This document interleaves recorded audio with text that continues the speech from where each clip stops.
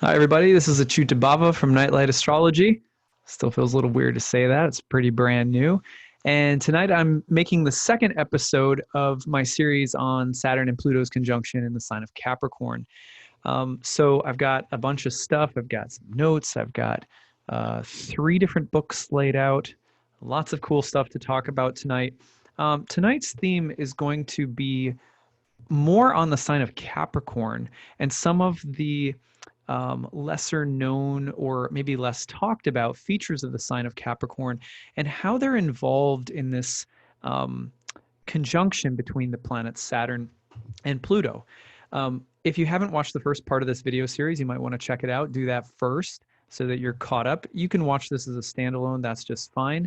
But that might give you a little bit of extra context. And that way, if you have questions, I may have to repeat myself if you watch that first video. So before I do that, I want to remind everybody that I am in my 40 days of fundraising right now. Things are going along really nicely. Let's see where we are.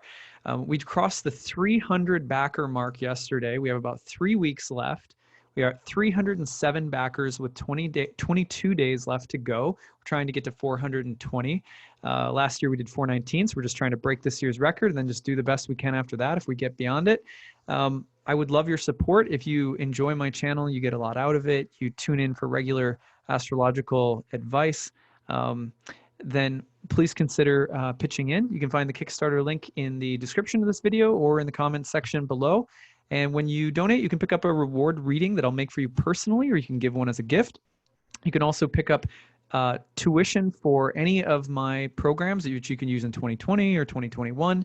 I have my first year Ancient Astrology for the Modern Mystic course, my second year Advanced program, and a Horary course, all 1 year long certification courses. They're awesome. They're all 50% off through the Kickstarter, which is the best savings that I offer all year round. Helps me support my work and support my family. This is how I earn my living. So I thank you all for supporting me if you're able to.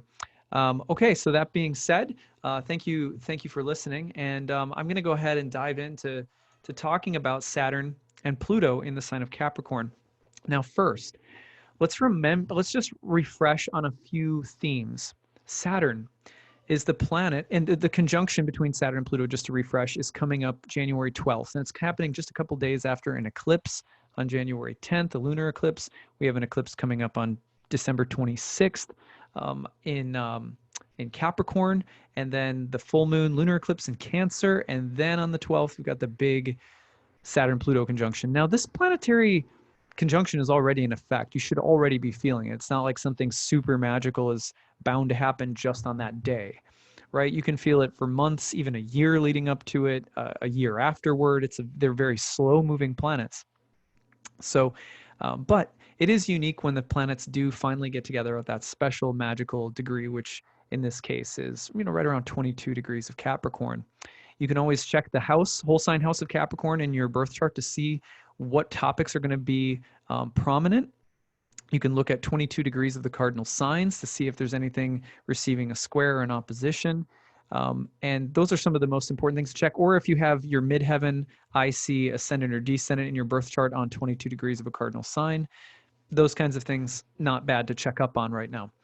This transit may be more potent for you if you do have planets at those degrees, or if you have house cusps at those degrees, if you're using a quadrant-based house system, that kind of stuff. So, but today I'm going to speak more about the archetypal depths, the psychological and spiritual depths of this transit.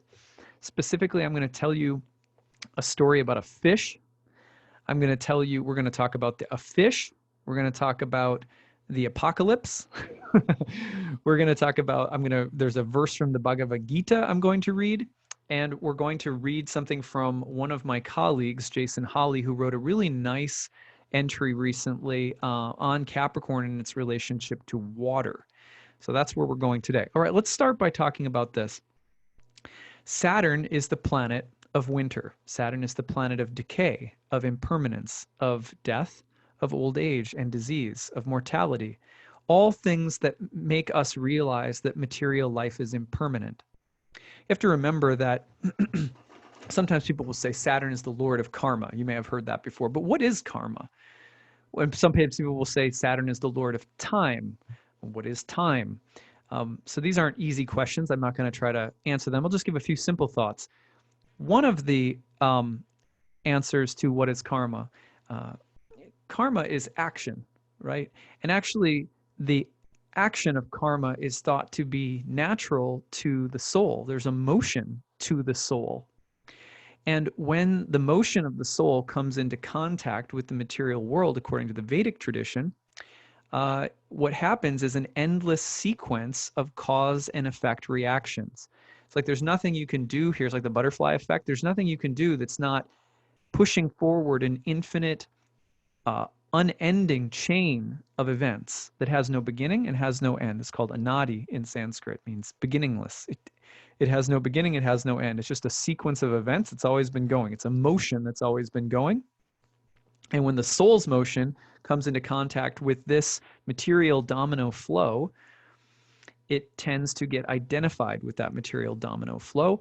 And then we have things like fate, allotment or apportionment of things that are bound to happen, including the very way that we're wired in our temporary jumpsuits, our temperaments, our bodies, our DNA, our heredity, our family, our etc. And we also have choice within this world. The other thing that's really interesting is, as spiritual beings, we have choice, and we can make choices, and that will push around the dominoes in different directions. And not only our choices, but the choices of innumerable beings in what are said to be innumerable, unending galaxies in the Vedic tradition, actually. So just if you've seen the picture of the Hubble telescope, it gives you how big an idea of how big this thing is, right? But what is karma? I mean, is there a Greek version of it? Yeah, it's a little different, and I don't want to overly simplify things, but for the sake of not making this a 5-hour talk, let's keep it really simple and just say that similarly, we have this idea of praxis in Greek philosophy, which has to do with action and motion. And so similarly, the world is in a constant state of motion, and the soul has its own motion as well. And similarly, Greek thinkers like Plato believed that there was a higher motion of the soul. And similarly in yoga, when we learn to identify with the higher motion of the super soul, the supreme, Bhagavan, then we attain yoga. The motion of the soul is linked or joined to the higher superior energy, superior Shakti, which means and that can happen even while we're in the material world. There are jiva muktas, liberated beings who walk around the material world. There's material stuff going on, but their soul, the motion of their soul is linked to the higher superior energy of the divine. And that's said to grant a certain kind of liberation in different yogic texts. Similarly, Plato said that when the philosopher begins to contemplate higher things and through kind of meditative practices will merge the mind into the higher mind, the higher intelligence of the cosmos, that one will leave behind the trappings of this world. What are the trappings of this world? They are the inevitable fact that nothing lasts. This too shall pass. That's a comforting thing, and it's kind of a maddening thing, and that's the nature of this material world. That is the nature of Saturn. Saturn is the planet that says all things will pass, and that's a good thing, and that's not such a good thing. And how do we take that into context? How do we take the fact that everything will end how do we make of that or see in that a greater cosmic significance? So when things end, it reminds us, this is not my home. There's nothing that I can hold on to here that ultimately keeps me fixed and steady in happiness on a physical, sensorial level. That's the realm of karma. The dominoes just keep going, and nothing we try to hold on to, and it keeps going and nothing lasts. That is impermanence, and that's why Saturn is the Lord of karma. It's not that Saturn is the Lord of karma because he likes to dole out punishments. There's nothing inherently punitive or inherently, what can we say, malicious, or like a teacher that's trying to like rap you on the wrist or something about karma. The simple law of karma is innumerable and deeply mysterious chains of cause and effect that have no beginning and no end. And if we come to get identified with them, it's very painful because it just keeps going, and it doesn't stop, and everything is impermanent. And so One of the beautiful things about Saturn is that Saturn teaches us the limits of limitation, as well as the way in which we are more literally bound or limited in time and space by this material flow. So let's break that down. Saturn tells us, yes, nothing lasts here, and so you're limited in terms of what happiness you can get. Bodies die, things die, and you can't stop that. And so there's this sense in which you are very limited by life, right? Your frame, your very mortality is limitation. And not only is it limitation, but it's necessity, it's a law. So necessity and law are Saturn-bound things, Saturnine things, because where there's necessity, it says, well, this has to happen, this will happen, this must happen. It's a law that this will pass, that nothing lasts. But what happens to the Buddhist? What happens to the spiritual practitioner who comes to realize that this is true? Ironically, Saturn becomes homeopathic, you could say. Like treats like. You reach the limits of limitation. When you come to realize that this is the way that things are, you come also to meet the end of endings. You come to meet the necessity of necessity. And when that happens, there's an odd peace that enters. It enters your life, and sometimes it actually makes you feel like you're a little apart or even alone in the world, or suddenly you feel alienated, misunderstood, outcast, outsider. These are all Saturnine words. It happens to be this way because while you might start to feel like you're extricating yourself from trying to fight fruitlessly against the inborn necessary law-bound limitations of time and space, that others are not. And so you're different, you're an outsider. Plato talks about this in the allegory of the cave, when people are recognizing for the first time that they're bound in chains, and they're recognizing that the shadows flickering on the wall of the cave that they've thought are real are coming from a light that they weren't able to see, that once unbound from their chains, they're able to see. They are now different from their fellow prisoners. And when they try to help their fellow prisoners get free, their fellow prisoners might even kill them. So Saturn is a planet that belongs to people who are in exile, who are outcasts, who are heretics, who are marginalized, disempowered, etc. Oftentimes, Saturn is a planet that is related to mystics, because to take that step, to reach the limits of limitation, you have to have an encounter with the reality, the limits of material time and space. And when you have a real deep understanding of the limits of time and space, this is a never-ending, cyclical, unending fluctuation of material elements changing, material energy just changing wildly.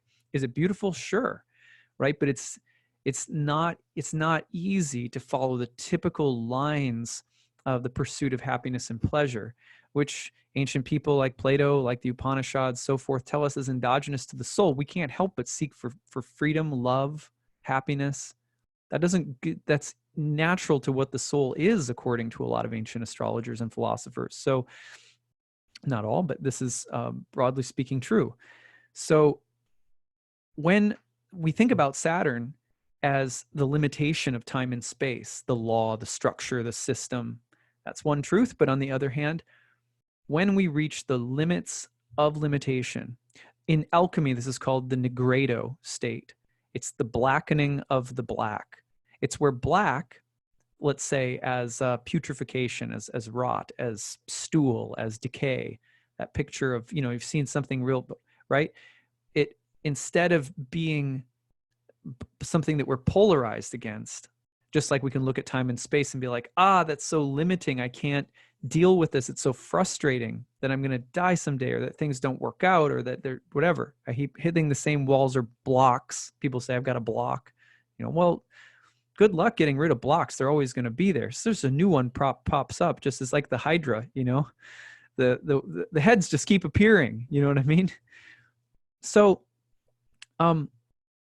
there's no way to stop this. But once you kind of look at it and you go, okay, that's what it is, then you realize the one in you, the conscious being that is observing that that's the way this place is, you recognize I am different from this place. I'm different from this energy.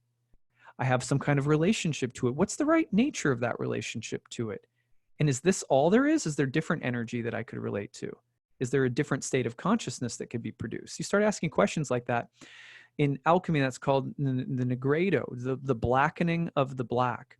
Instead of the limits being something that you rail against and struggle against and push up against, you keep trying to break through all your blocks and get free of everything and blah, blah, blah. That's the path of constantly trying to be liberated from bondage, only to find that bondage comes back. And once you realize that that path you can't beat it. It's like a video game they made in the 1980s meant to pump quarters into that you can't ever actually beat. You can't finish the game. It doesn't have a beginning. It doesn't have an end. Okay. So once you realize that that's what it is, then the black becomes blackened, which is to say that it takes on a reflective quality. It becomes translucent black. It becomes a black that shimmers with the light of your awareness. That's Saturn. That is when Saturn becomes the alchemical Saturn that takes us into a recognition of the reality of the soul, a reality of superior energies, of higher states of consciousness, and so forth. It doesn't have to degrade the material world to do so either. It doesn't have to issue judgments. It just says, this is what it is. And even it's very important that in order to blacken the black, one has to accept it. So when we say Saturn is the Lord of karma, this is actually what we're talking about. When we say Saturn is the Lord of time and structures and stuff like that, yes, that's what we're talking about. But every planet is inviting us into spiritual realization. We have to understand the spiritual, I guess you could say, potential of every planet. This is Saturn's. Most people don't recognize that Capricorn, Saturn's home feminine sign, masculine is Aquarius. The feminine, or you could say yin, the yin sign of Capricorn was also deeply associated with water. So we don't think about Capricorn and water because when we tend to think of structures and limitations, we tend to think of the maybe more melancholic or not melancholic, maybe dry and cold, which is qualities that are associated with Saturn. But actually, Saturn has this really long history of being wet, of being a planet that is associated with seas and dark clouds and merfolk and things that are unusually, what do I want to say? They're filled with the moisture of imagination. So I want to read you something from my colleague Jason Hawley, who's a very brilliant writer. I really liked this piece he wrote, maybe because I have my moon in, maybe because the moon in my chart is in Capricorn. But listen to what he wrote. Swimming with the antelope of the deep waters. Capricorn was anciently called the antelope of the deep waters. And as the stars of Aphrodite and Zeus have joined those of Demeter, Kronos, and Hades in this region of the sky, I feel the deep, deep waters we are each invited to internally. Capricornus lives along with Aquarius, Pisces, Cetus, the whale, and others in an area of the sky known for millennia as the sea. I've been amazed by the plunge into depth I see in my work in recent days and the layered depth of silence and winter that can be felt in the inner world right now. Since the Hellenistic period at least, Capricorn in the imagination of astrologers more or less seems to have lost his magical tail, with even the Greek words for the constellation evolving over time from Agikampos, mergoat, to Agokeros, goat-horned.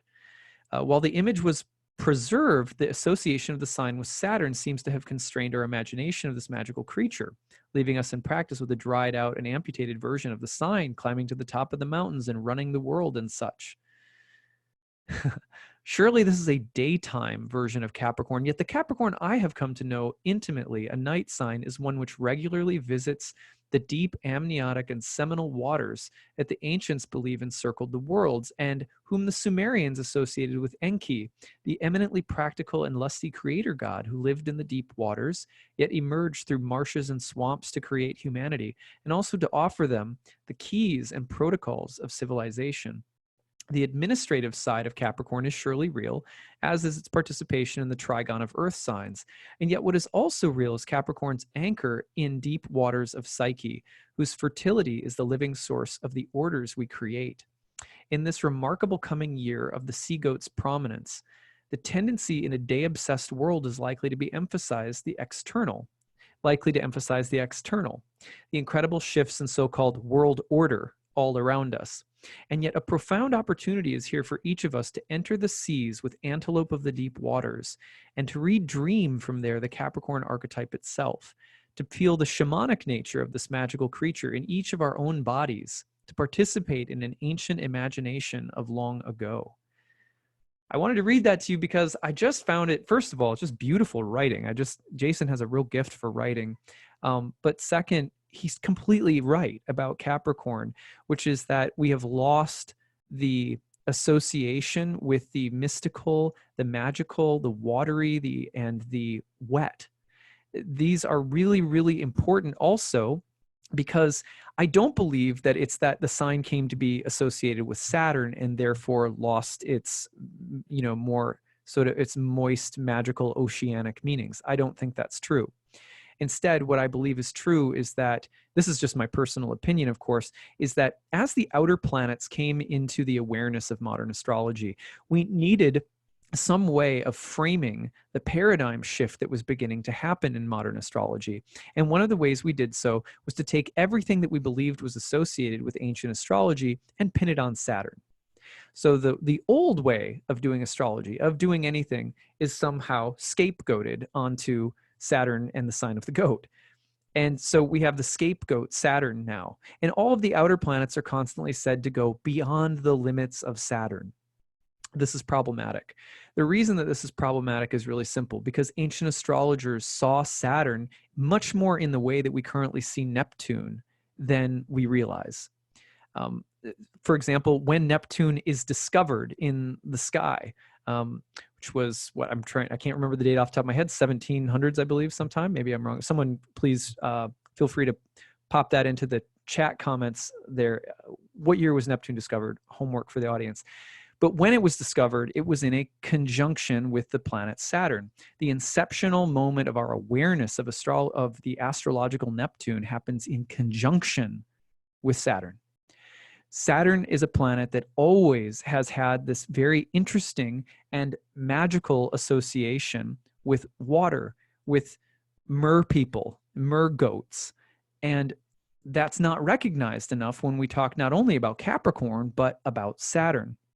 So why am I saying all of this? Because when Saturn in the sign of Capricorn is being put together with this very powerful, regenerative, intense underworld power of Pluto, Hades, we can't make sense of what an incredible cathartic moment this is without taking some stock of what Saturn actually meant and the different kinds of magical, mythical, and I would say watery associations that Saturn has. When you think about impermanence, when you think about decay and old age, when you think about winter, it was a wet period. Winter, although Saturn is associated with cold and dry qualities, Saturn also comes during the winter, which was generally thought of, Saturn's two signs come during winter, which was generally thought of as the wet and watery season. And that's why that region of the zodiac is also associated with such oceanic themes.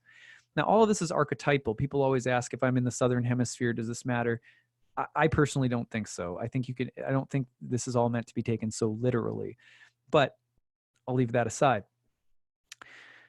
The oceanic nature of Capricorn is incredibly important. Ready for your second reading? Okay, this comes from Nicholas Campion's book, The Great Year.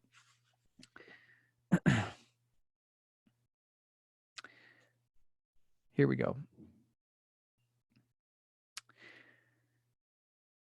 Where am I? Okay. In Christian jargon, the coming era is often known as the New Age, but the term can also be applied to non-Christian utopias. However, in most versions, such bliss can be recovered only after a collective death, a traumatic upheaval of the most distressing kind. Such disasters are not merely destructive, however, they cleanse the world of impurity and prepare the way for rebirth and reconstruction. The great deluge, Noah's flood in the Bible, and the global conflagration, be fire, in Christianity to take place at Christ's second coming, are the standard versions and are found in many forms worldwide.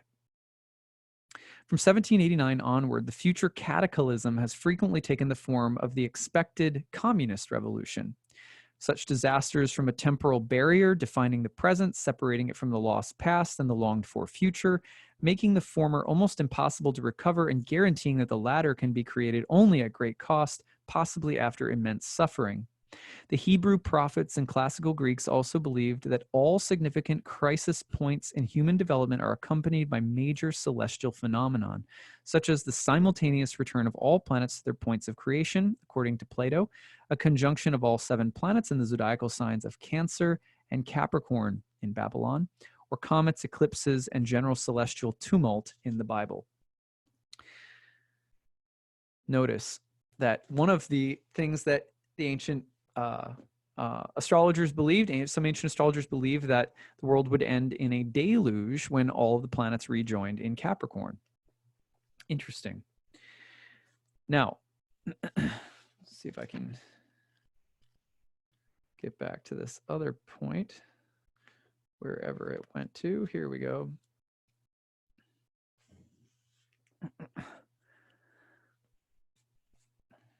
This comes from Seneca, talking about a future flood. Some suppose that in the final catastrophe, the earth too will be shaken, and through clefts in the ground will uncover sources of fresh rivers, which will flow forth from their full source in larger volume. Berosus, the interpreter of Belus, affirms that the whole issue is brought about by the course of the planets. So positive is he on the point that he assigns a definite date both for the conflagration, the great fire, and the deluge, the great water. All that the earth inherits will, he assures us, be consigned to flame when the planets, which now move in different orbits, all assemble in Cancer, so arranged in one row that a straight line may pass through their spheres. When the same gathering takes place in Capricorn, then we are in danger of the deluge, the flood. Midsummer is at present brought around by the former, midwinter by the latter. They are zodiacal signs of great power, seeing that they are determining influences in the 2 great changes of the year. So there we have it. One thing that ancient astrologers believed was that Capricorn was related to great, powerful turning points in human history, specifically related to the idea of flood. That's Capricorn. We can't forget that part of Capricorn. Now, so what do we do with that? How does this turn into understanding where Saturn is taking us when it conjoins with Pluto? So in order to address this, I want to give just a few thoughts about this conjunction. Then I'm going to read you a story. The first thing that I want to say is this. Saturn and Pluto, a lot of people are thinking about it as structures being dismantled and things that are firm and rock hard being sort of blown up by the nuclear power of Pluto. Okay, fine. We're matching the kind of dry, cold, structured Saturn with the nuclear, destructive, and regenerative force of Pluto. Fine, so structures can be exploded and reborn somehow. That's a fair translation. And that can happen psychically, emotionally, relationally, professionally, in our families, in our homes, so many different areas that kind of deconstruction and reconfiguration of form can take place. Saturn, form; Pluto, destruction, regeneration of form. Fine. But it's deeper than that. It really goes much deeper than that. What happens when the familiar forms of the psyche are flooded? Not just blown up by disaster or some kind of plutonic explosive event. It feels sort of orgiastic. You know what I mean? And Pluto can be like that. Pluto can be like a kind of a nuclear bomb going off. But it's more gradual than that, because remember, what we're talking about with Saturn is we're talking about the Lord of Time and the Lord of Karma. And Saturn is a patient planet. And when we look at the great epochal changes in history that these kinds of texts are referring to, we're also talking about the patient process of time. For example, even if we think about images of sea creatures evolving out of the ocean onto land, which is kind of a Capricornian image to consider, we're talking about great spans of time.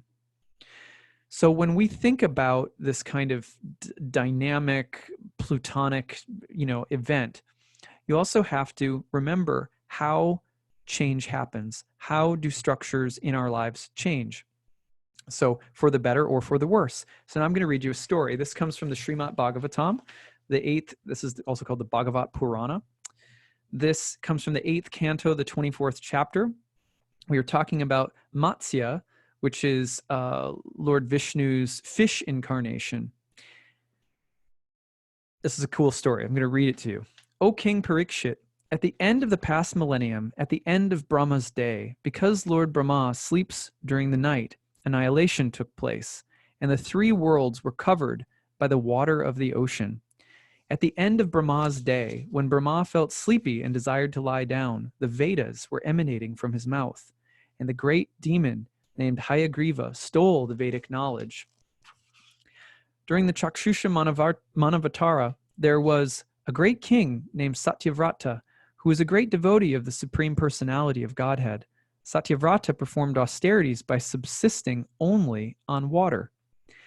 In the present millennium, King Satyavrata later became the son of Vivashvan, the king of the sun planet, and was known as Shraddhadeva.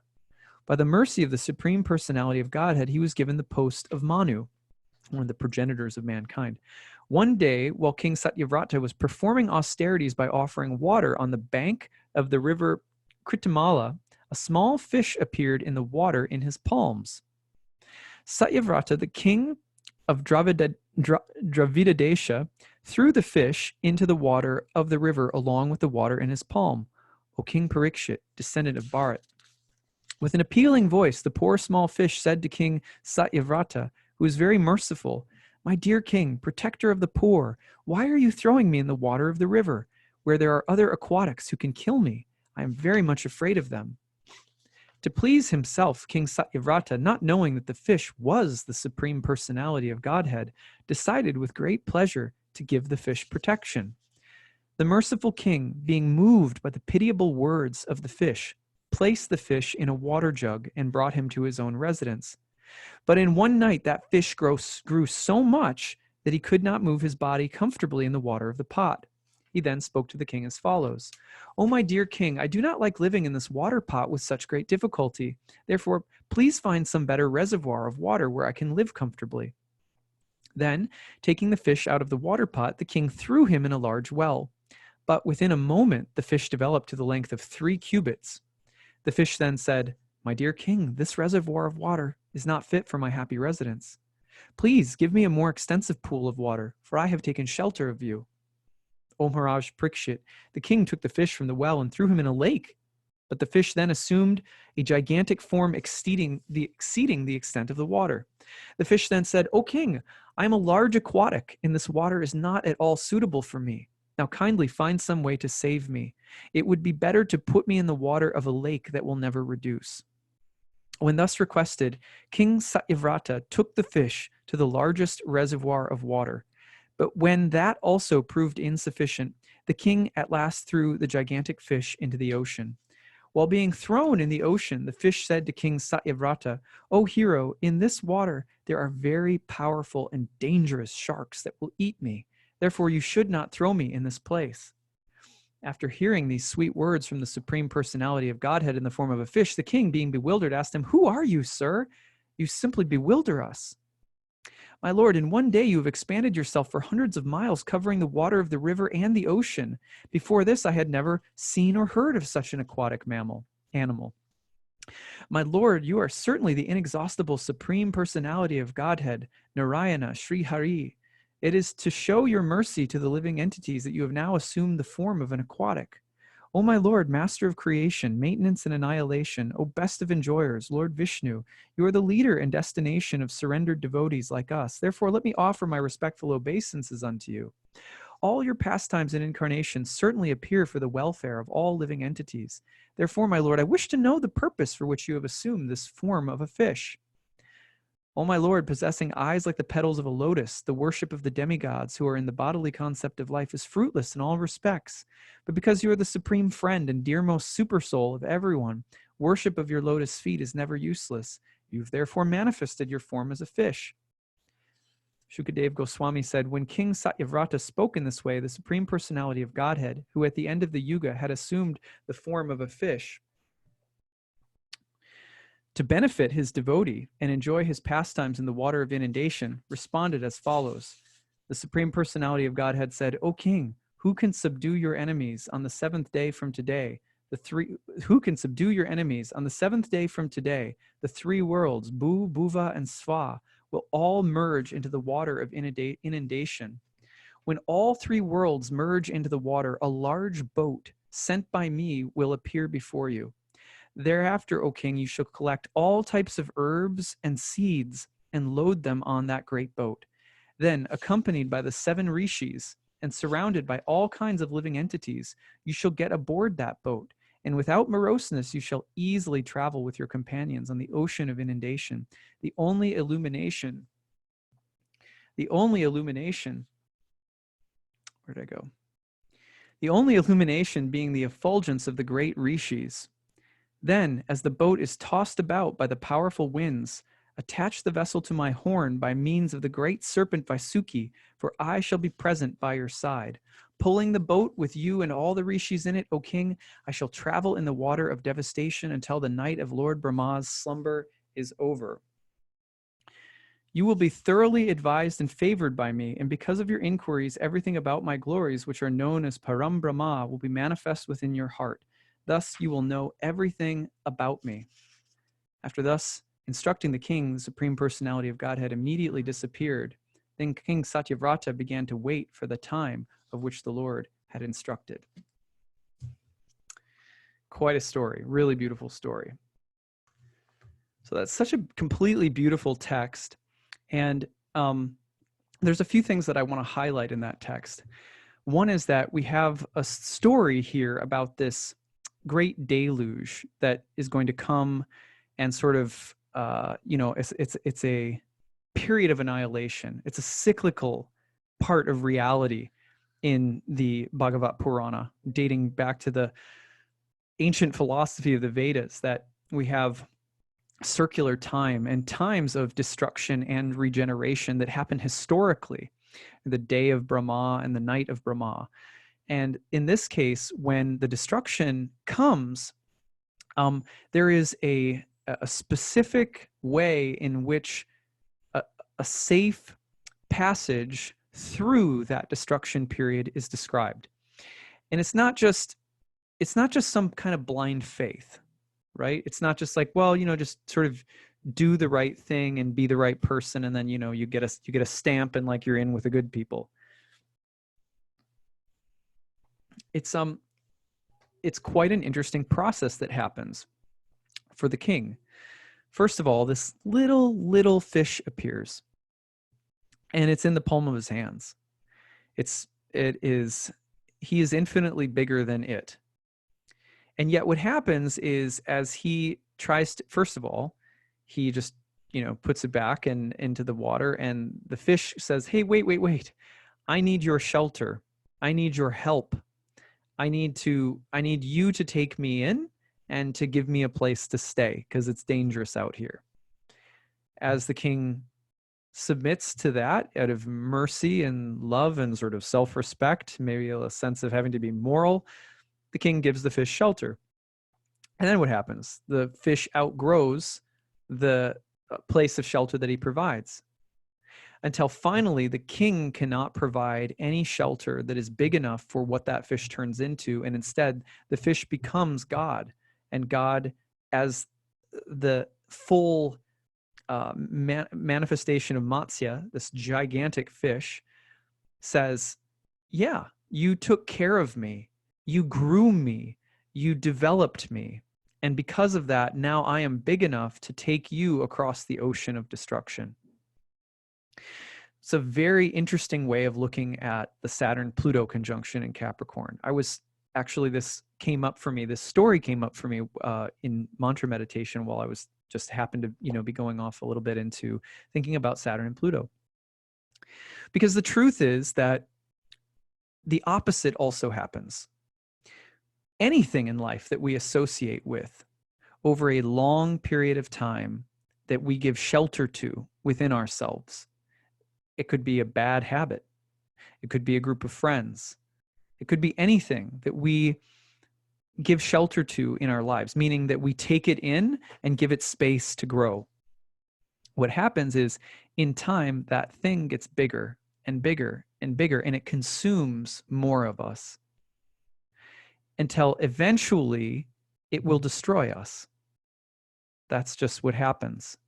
So, for example, if you think right now, I'm going to speak generally, and you don't have to agree with me philosophically here. I'm just trying to think of an example. If you think about what's happening in the world right now, it is our consumption of natural resources in unhealthy ways that has grown into a fish so big that it will destroy us. In other words, our habits, that the things that we have taken in and fed, have outgrown our ability to hold and contain them. And this is not the end result for us, is going to be destruction. That is a real possibility if you are someone who believes in climate change. I happen to. I know that some people listening do not. I'd love to get into a big debate about that, but I don't want to. I really don't. So, but that's the kind of thing we're talking about. If you open the door just a little crack to the worst in you and let it come in and dwell in your life, in your mind, in your heart, it grows. It gets bigger and bigger and bigger and bigger. And as it gets bigger, it starts to overwhelm, consume, until finally it has this very potent, destructive effect.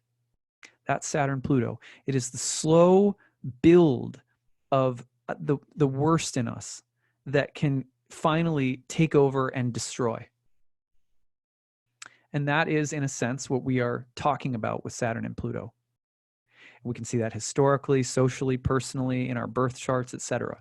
It is the slow, gradual, the little thing that kept outgrowing the containers that we gave to it until it became so hungry that it devours something. It takes something from us. It destroys something. And that flood, remember, ultimately is connected naturally to the cycles of creation and destruction, generation and corruption that are a completely normal part of our cosmic reality. All you have to do, if you don't believe me, is turn on any modern show on physics. Listen to Neil deGrasse Tyson talk about the nature of galaxies dying and black holes and stars being born and stars dying and supernova and galaxies spinning into each other and colliding. And that's reality. That's our reality.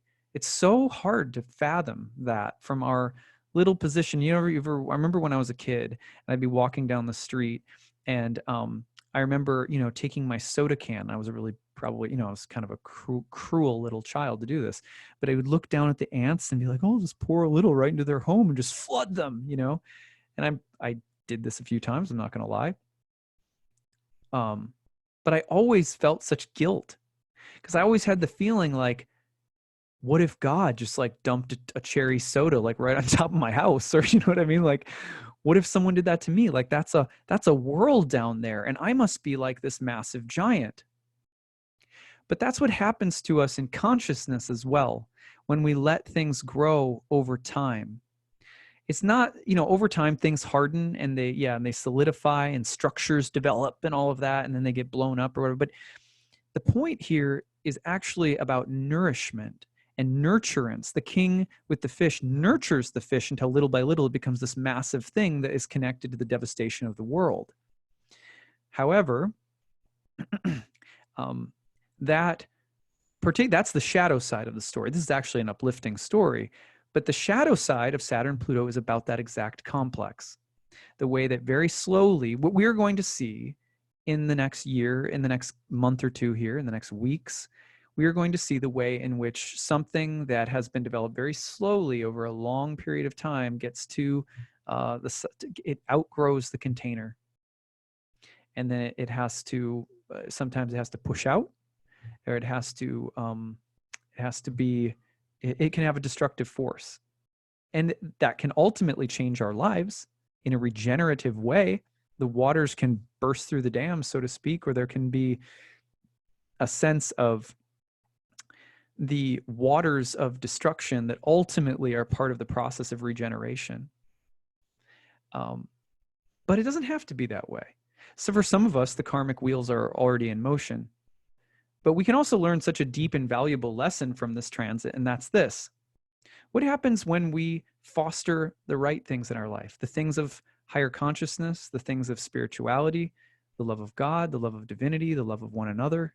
What happens when we care for and water the plant of devotion in our hearts? And what happens when we hear the calling, the higher calling of our hearts, of our higher self?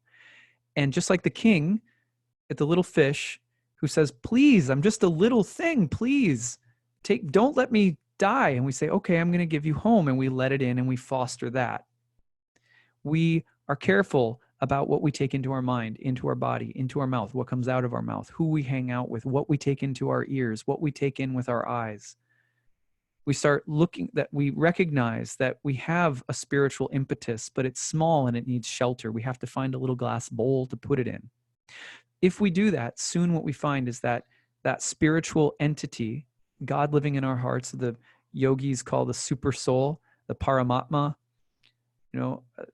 the capacity to hold starts growing, starts expanding. And eventually, that little thing that needed our shelter, that needed us to protect it and care for it, becomes the all-powerful, almighty, all-loving, all-perfect, all-intelligent, all-friendly, our deepest friend, our most intimate lover, right? Our life and soul. It shows up. It's bigger than we know what to do with it. And when the same kind of destructive force is released, suddenly it says, because you have sheltered me, I will give you shelter. I'll give you a boat.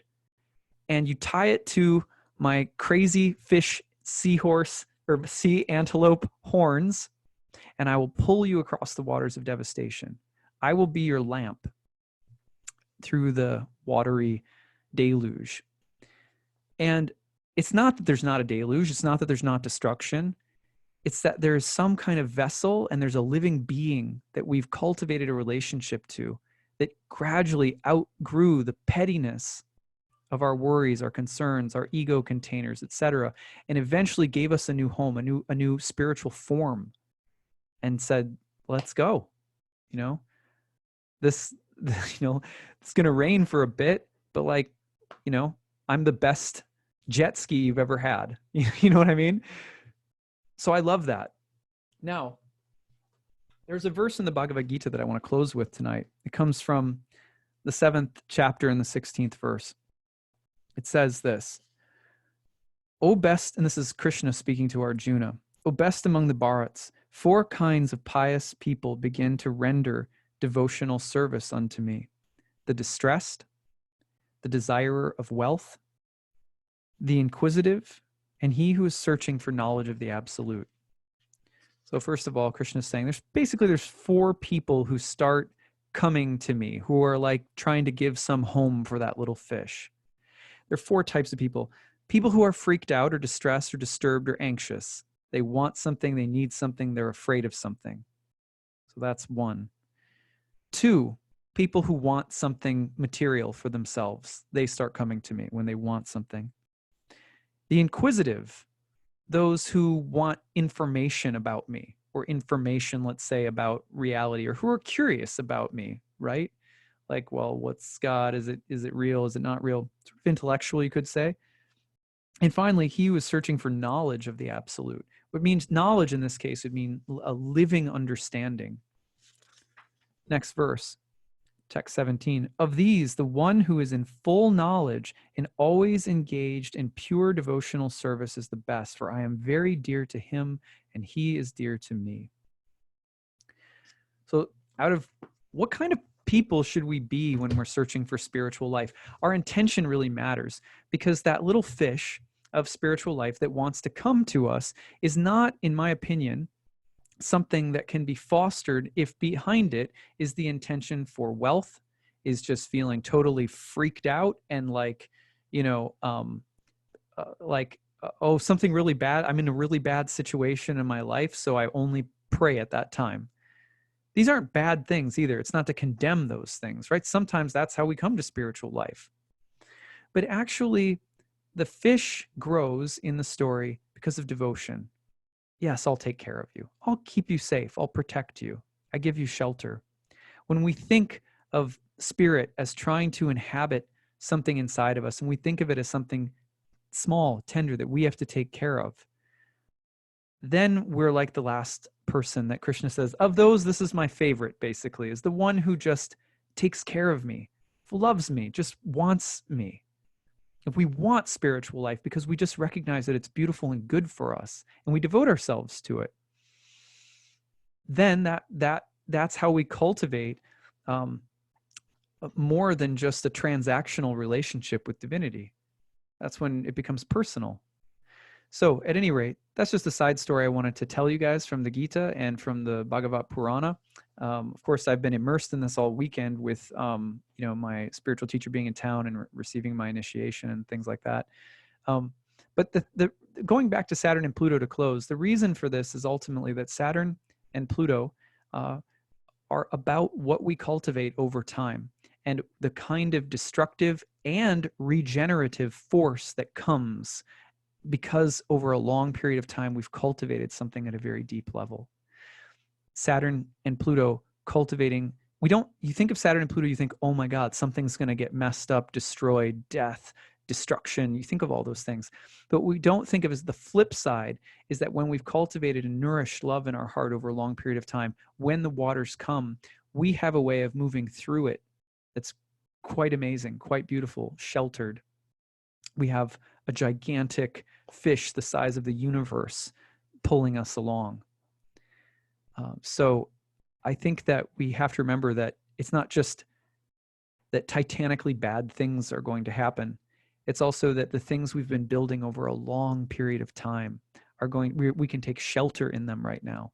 The deep work you've been doing, probably everyone listening to this has really been working on themselves, trying to be the right person, trying to love. And we have the ability right now to actually take shelter of what we've developed as a big turning point comes. And that is a rare and precious gift.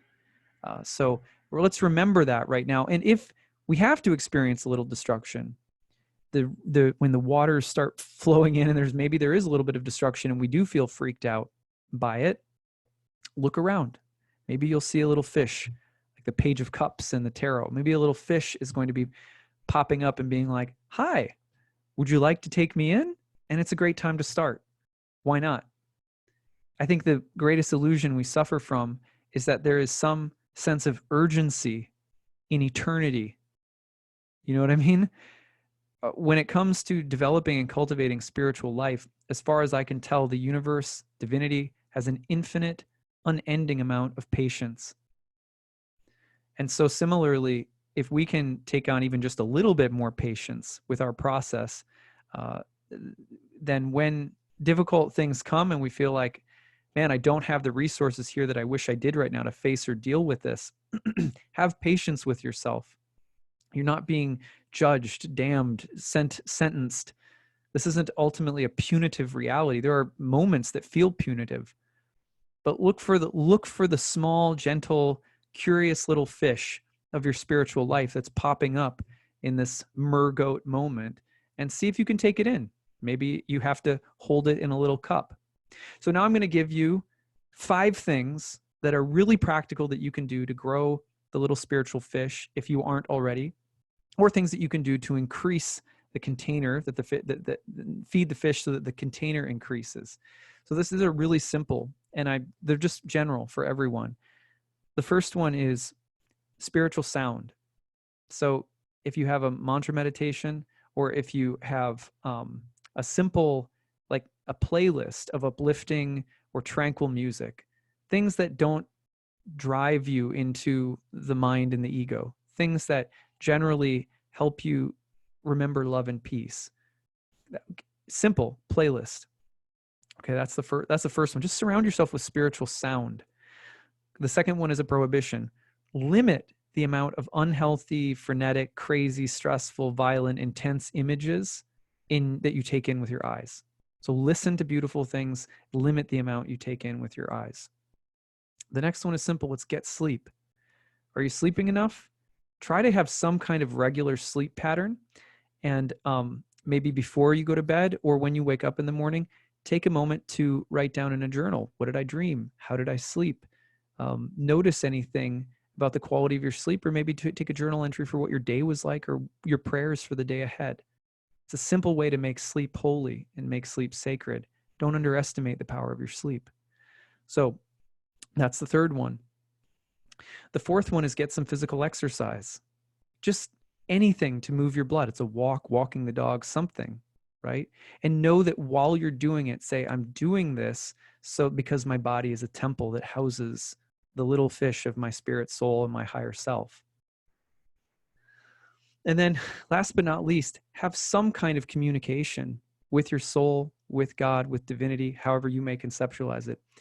Take time every day to have an actual conversation, an actual heart to heart. And don't give it just 2 seconds, and don't make it about petitioning for things. If you sat down with a friend and you just said, here's what I need, how would that make your friend feel? If you sat down with your friend and you were like, oh, I'm just dumping all my stress, your friend could feel overwhelmed by that. So when you sit down to talk to your heart, to your soul, to God, divinity, try talking to it like a friend. Ask for some advice. Say, how are you doing? How do you feel? You know, or even just listen. Say, will you talk to me? Will you tell me something? Get into a space every single day where you can have that conversation. So however you do that, if you don't already. And if any of these things you already do, then just double down on them a little bit. If you're getting out of practice with any of them, just double down. Where can you add a little bit extra somewhere? That's my advice for now. So I hope that this was useful for all of you. And I will be back with another part in this series as well. I think I'll do 1 or maybe 2 more. So I hope you enjoyed this. And remember, I am moving towards 420 backers. If you enjoyed this talk, a lot of work goes into every talk that I make, a lot of heart and soul. So I ring the bell and say, if you enjoy this work, please help support it in 2020. Check out the Kickstarter link, pick up a reading, discounted tuition, whatever. And I really appreciate it. We'll do my best for all of you in 2020 as well. Take care, everyone. Bye.